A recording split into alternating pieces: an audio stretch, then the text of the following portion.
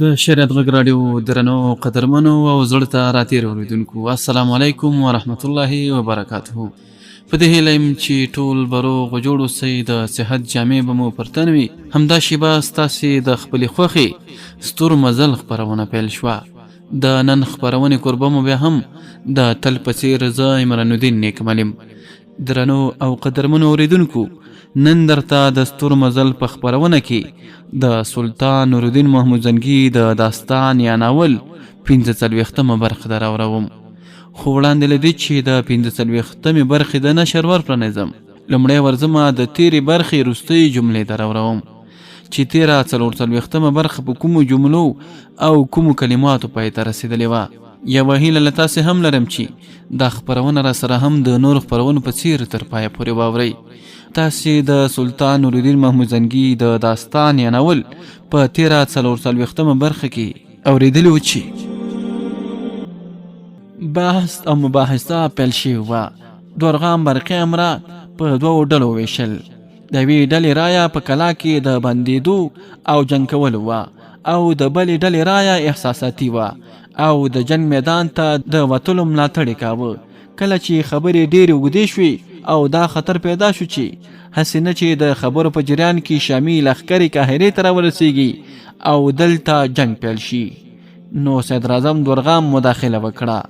برقي امراو ته یې مخ کړ او ورته وویل: زما ملګرو، زه ستاسې د احساساتو قدر کوم، خو زه هیلهمن نه یم چې که موږ د کلا نه راووځو او په میدان کې د دښمن مقابله وکړو، نو زموږ بهادر ځواکونه به دښمن سره وجنګېږي، ځکه زموږ ځواکونه په بلیس کې شاته شوي او ماتې یې خوړلې ده. په دې وخت کې هغوی همت له لاسه ورکړی دی. په دې خاطر دې ته اړتیا ده چې موږ خپل مات شوي پوځ ته لږ څه همت ورکړو او په کلا کې بند دفاعاتي جنګ پیل کړو. بیا چې کله دښمن د کلا بندۍ د اوږدوالي څخه ستومانه شي، نو په ناڅاپي توګه به پرې حمله وکړو. په دغه توګه به زموږ د بري امکانات زیات وي. څرنګه چې دورغام سردار او صدراعظم په دې خاطرې خبره ومنل شوه او د ښار د کلا ټولې دروازې وتړل شوې، او په دې توګه د قاهرې ډک ښار د یوې سترې جنګي کلا په څېر وګرځېد. د بلیس د صوبې نه وروسته سردار اسدالدین شیرکو او ملک شادر د دواړو ته دا احساس پیدا شوی و چې اوس نو په قاهره ولکه کول دومره ګران کار نه دی. ناصرالدین او فخرالدین دواړو اسدالدین شیرکو ته په زړه پورې معلومات ورکړي وو، خو شامي لښکر چې څومره قاهرې ته رانږدې کېده، د ملک شادر د ځان خطر زیاتېده. ملک شادر ته څرګنده وه چې دورغام د 500 کسانو څخه یو مرګونی فوج جوړ کړی او هغه د دورغام د مخالفینو د لمنځه وړلو لپاره کار کوي. هغوی په ملک شادر باندې حمله کړې وه، خو دی ترې ژوندی راوتلی و. دورغام ځان زرونکو د ملک شادر په وژلو کې هیڅ قصور نه و کړی. د ملک شادر دا ان هم صحیح و، ځکه د دورغام دغه ډله د وینې تویونکو سپیو په نامه هم یادېدله، ان تر دې چې برقي امرا هم د دوی څخه په لړزه و. په همدې لړ کې دورغام څو ځان زرونکي د ملک شادر د وژلو لپاره مامور کړي وو. ملک شادر لا تر مخه سپسالار په دې خبره پوه کړی و. اسدالدین شیرکو هم د خپلو ساتونکو څخه 10 کسان د ملک شادر د ساتنې لپاره ورکړي وو، او هغوی ته یې تاکید کړی چې هیڅوک د ملک شادر خواته د راتلو لپاره پرې نږدي. د ملک شادر ځان خو د دې احتیاط له مخې خوندي شوی و، خو دې کار هغه ته یو ځان هم ورساوه چې د هغه اوخې عامر هم نتوانېده د هغه سره وویني. هغه وخت چې شامي لښکرې د بلیس نه قاهرې ته راوخوځېدلې، نو د لارې په جریان کې امیر غریبي او د هغه دوست قاسم الحسین غوښتل د ملک شادر سره وویني. په دې خاطر هغوی شامي لښکرو ته ورغلل. هلته له یوه اړخه ملک شادر د سپسالار نه د خپل ځان د ساتنې غوښتنه کړې وه، او د بله اړخه اسدالدین شیرکو هم د ملک شادر نه د ډیر کار اخیستلو منتظر و.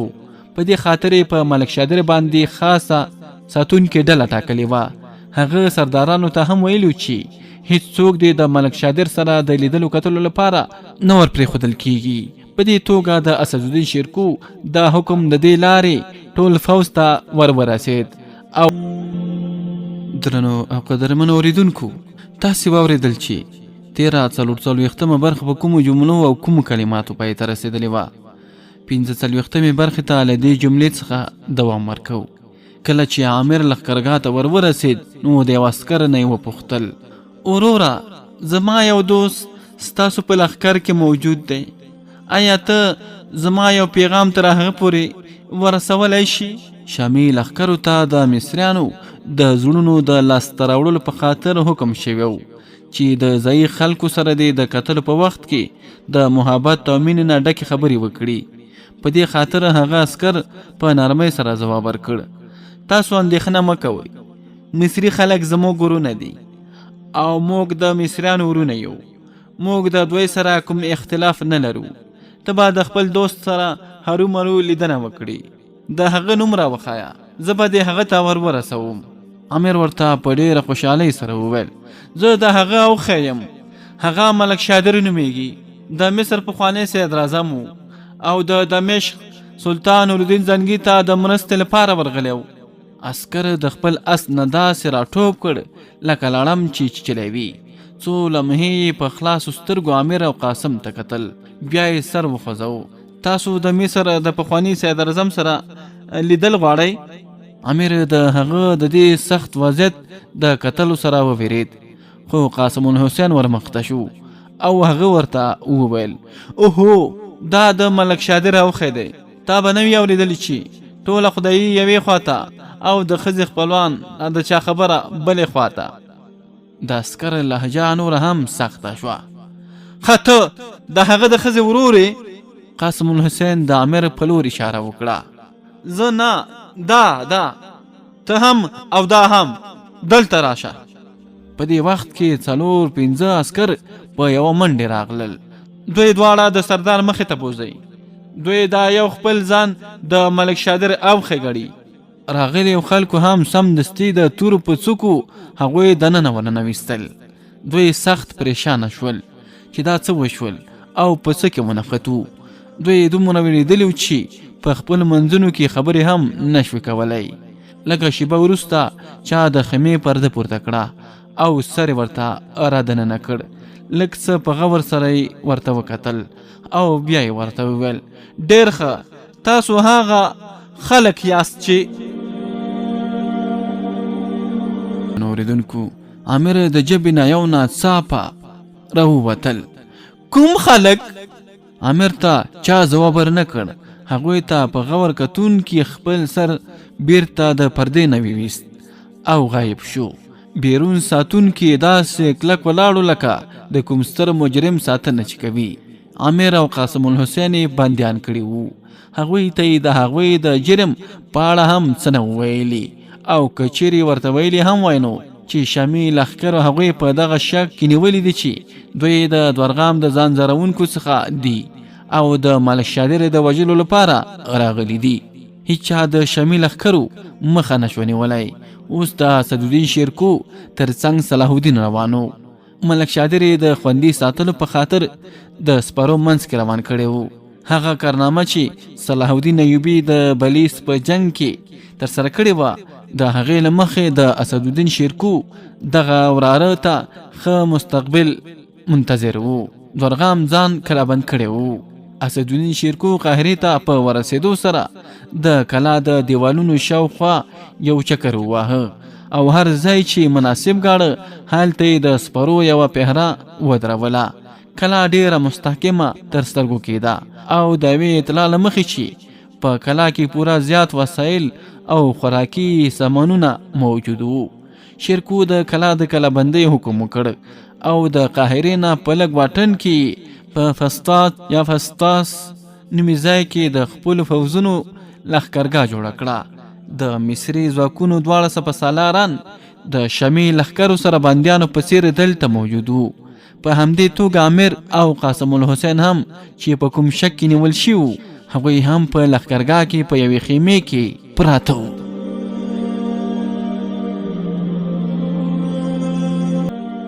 هو بلې درنو اوریدونکو، د ناصرالدین همام او فخرالدین همام په اړه ملک شادر په پرله پسې توګه د مرګ فتوا ورکوله، خو هغه په دې اړه کوم قانع ځواب نشو وړاندې کولی. هغه اسدالدین شیرکو ته وویل چې که چیرې دا دواړه ووژل شي او سرونه یې د کلا د دروازو دننه ور واچول شي نو په کلا باندې فوز کې به ویره او هیبت را پیدا شي. خو اسدالدین شیرکو ورته تل دا ویل چې اوس د دې دواړو وژل مناسب نه دي، کیدای شي چې مصري ځواکونو ته کوم وخت د دوی اړتیا پیدا شي. دورغام هم د جنگ تجربه نه درلوده او دا اندازه هم ورته نو معلومه چې د کلابندۍ په وخت کې ورته په کلا کې څومره سامانونه او خوراکي موادو ذخیره کول پکار دي. هغه د کلابندۍ په اړه دا انګیرلي و چې اوس هیڅوک هغه ته زیان نشي ورسولی او حمله راوړونکي به بیروني پراته شیان خلاص کړي او بیرته بستانه شي. خو د هغه دا خیال غلط وخود. اسدالدین شیرکو خپلې پښې همالته په فسطاط کې ټینګې کړې او صلاح الدین یې د قاهرې د کلابندۍ سردار وټاکه. هغه ته یې حکم وکړ چې په اونۍ کې یو ځل یا دوه ځله په کلا باندې سخته بمبارۍ وکړي تر څو د هغه ځای دیوالونه هم ولړزیږي. خو دورغام د دې شیانو څخه نه ویرېده. که چیرې دورغام د کلا د حواله کولو لپاره تیار شوی وي او د هغې په بدل کې د خپل ځان امان غوښتی و نو اسدالدین شیرکو به پرې اعتراض نه و کړی. په دې لړ کې هغه د ملک شادر سره هم خبرې کړې وې، خو ملک شادر په نور خیالاتو کې ډوب و. ملک شادر په غصې سره ځواب ورکړی و او وی ویل نه هیڅکله هم نه، سپه سالاره زه به دورغام په هیڅ صورت داسې پرې نه ږدم. همغه زه برباد کړی یم، زه به هغه ټوټې ټوټې کړم. اسدالدین شیرکو ورته وخندل. د ظلم بدله خو ظلم نه دی، هغه له تانه د مصر صدارت اغستی دی، ته ترې صدارت بیرته واخله، بس قصه ختمه شي. هغه بند هو بلې درنو اوریدونکو، ملک شادر ورته وویل فاتح سپه سالاره دا خو بالکل شولي نه ده. ته ګوره چې زه ورسره څه ډول معامله کوم. زما د ښځې کوچنیانو او دوستانو هم هیڅ درک نشته، هغه به ټول وژل شوي وي. تاسو ژر په کلا ولکه وکړئ، بیا به زه له ده سره حساب کوم. د ملک شادر د زړه پولې ماتې شوې.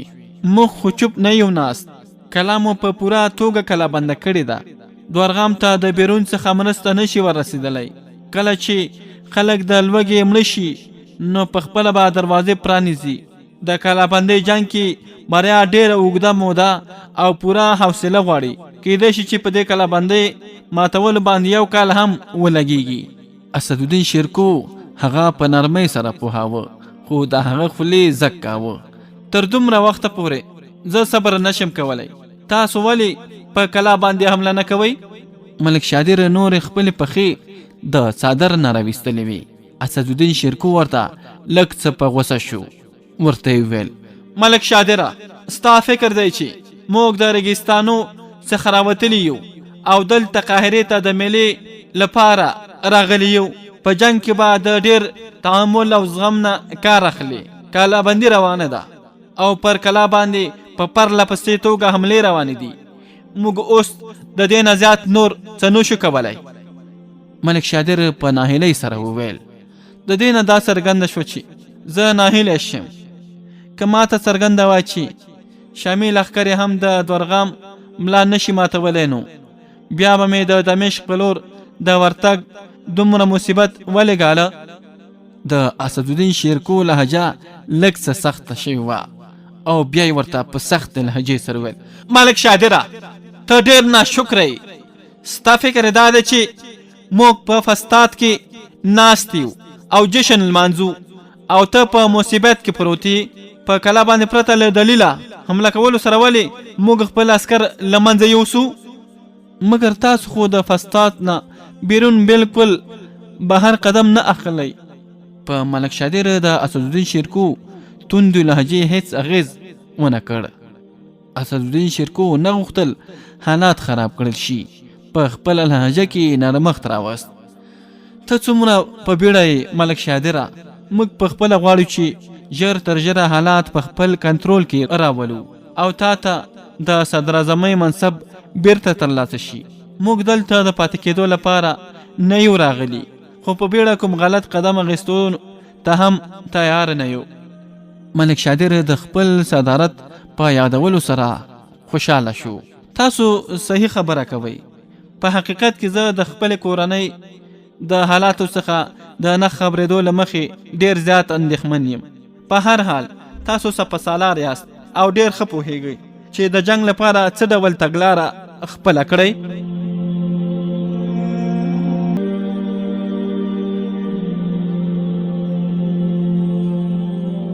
هو بلې درنو اوریدونکو، اسدالدین شیرکو ترې په دې وخت کې وپوښتل: ملک شادره، که ته غواړې نو موږ به په 4 خواو کې ستا د کورنۍ د پیدا کېدو لپاره اعلان وکړو، خو په دې کې به دا خطر وي چې هغوی خو به د خپلو پناه ځایونو څخه راوځي، خو تر تا پورې د رارسېدو نه مخکې که د کوم دښمن په لاس ورشي نو بیا.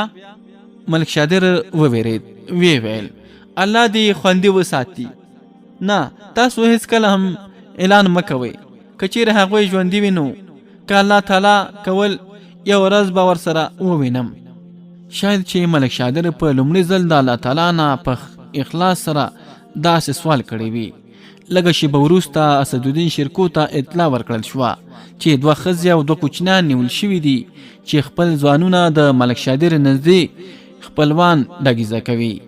اسدالدین شیرکو چغه کړه: چا د کوچنیان او ښځو د نیولو حکم تاسو ته کړی دی؟ اطلاع ورکوونکی یو معمولي عسکر و. هغه ښځې او کوچنیان په ژړا کتلي وو او په منډه یې خپل اقا ته د هغوی په اړه خبر راوست. اوس نو هغه بیچاره د خپل خیر په واسطه په مصیبت کې ولوید. هغه ته خو دا معلومه نه وه چې د سپهسالار حکم دی چې د ملک شادر سره د لیدلو هیلهمن هر کس ونیسي، خو هغه د دې خبرې په کولو سره وویرید. کله چې اسدالدین شیرکو هغه چوپ وکتلو نو په نرمۍ سره یې ورته وویل: ای د الله بنده، دا څومره بده خبره ده چې تاسو ښځې او کوچنیان بندیان کړي دي. که د ښار خلکو ته معلومه شي نو هغوی به څه فکر کوي؟ او که چیرې هغوی د ملک شادر د خپلوالۍ دعوه کړې وي نو لومړی خو به مو د هغه څخه پوښتلي وو. عسکر فکر وکړ چې اوس خو باید ځواب ورکړل شي، نو بیا ولې په حوصلې سره ځواب ورنه کړم؟ هغه په ادب سره ودرېد او بیا یې ویل: سپهسالاره، دا خو هم ستاسې حکم و. اسدالدین شیرکو هغه لږ څه وڅنډه او ورته یې ویل: ما ویلي وو چې ښځې او کوچنیان ونیسئ، ستاسې مازغه خراب شوي دي. سپاهي وضاحت ورکړ: هو، موږ ته خو همداسې ویل شوي چې د سپهسالار حکم دی چې هر څوک چې د مصر د وزیر اعظم سره د کتلو لپاره غوښتنه وکړي سم د لاسه یې ونیسئ. د اسدالدین شیرکو غوسه کمه شوه. بیا یې وویل: ته او تا ته د دې خبرې کوونکي دواړه د عقل نه خلاص معلومیږئ. ما خو ویلي چې که چیرې څوک هم د ملک شادر سره د کتلو لپاره راځي نو هغه تر هغه وخته پورې له ځانه سره وساتئ تر څو چې ملک شادر تصدیق او تایید نه وي کړی. نو د دې مطلب دا و چې که ملک شادر هغوی وپېژني نو هغوی په پوره ضمانت سره هغه ته ورسوئ، او که چیرې ملک شادر پرې شک څرګند کړي نو هغه ونیسئ او بندي کړئ. سپاهي نور هم ډاډه شو او وی ویل: د دې نه مخته 2 کسان د ملک شادر سره د کتلو لپاره راغلي وو او زموږ سپاهیانو هغوی نیولي دي. د هغوی په اړه هم د صدراعظم نه پوښتنه نه ده شوې. هغوی تر اوسه پورې په یوې خیمې کې بندیان دي. د اسدالدین شیرکو غوږونه ودرېدل. تاسو خو ډېر ناپوهه خلک یاست. لومړی د هغو ښځو او کوچنیانو په اړه پرېکړه وکړئ، بیا هغه 2 کسان هم ووینئ، ښځو ته ورشئ او د نوم پوښتنه ترې وکړئ، بیا یې ملک شادر نه تصدیق کړئ. که چیرې ملک شادر وغواړي د هغوی سره وویني نو په ډېر عزت سره یې د هغه ځای ته ورسوئ، او که چیرې هغې د پیژندلو څخه انکار وکړي نو بیا موږ ته را حاضر کړئ. عسکر هماغسې وکړل، منډه یې کړه او ښځو ته یې ځان ورساوه. د هغوی د نومونو پوښتنه یې وکړه او بیا نیغ د ملک شادر خیمې ته ورغی او د هغو ښځو د نومونو تصدیق یې ورڅخه وغوښت. ملک شادر د هغوی د نومونو په اورېدو دومره خوشحاله شو چې سم د لاسه د هغه عسکر سره یو ځای ولاړ. کله چې هغه خیمې ته ورننوت چې دا ښځې او کوچنیان پکې بندیان ناست وو، نو دواړه ښځې او کوچنیان په یو منډه راغلل او د ملک هو بلې درنو اوریدونکو، دا ښځې یوه د ملک شادر خپله ښځه او بله یې خورزه زرتاجه وه او کوچنیان یې دواړه لورګاڼې وې. د ملک شادر ښځې په زور زوره ژړل. هر څومره به چې ملک شادر ورته تسلي ورکوله، همغومره به د هغې په ژړا کې زیاتوالی راته. ملک شادر دوی ټول خپلې خیمې ته راوستل. د ملک شادر میرمن په ژړا کې خپل ټول داستان ملک شادر ته تیر کړ. ملک شادر هم ژړغونی و. د هغه خپله ځمکه د هغه د وینې تږې شوې وه، نو بیا به یې د کورنۍ پوښتنه چا کړې وه. ملک شادر خپل زړه ته دا تسلي ورکوله چې صدارت نه وي نو بل چاته به څه ووایي.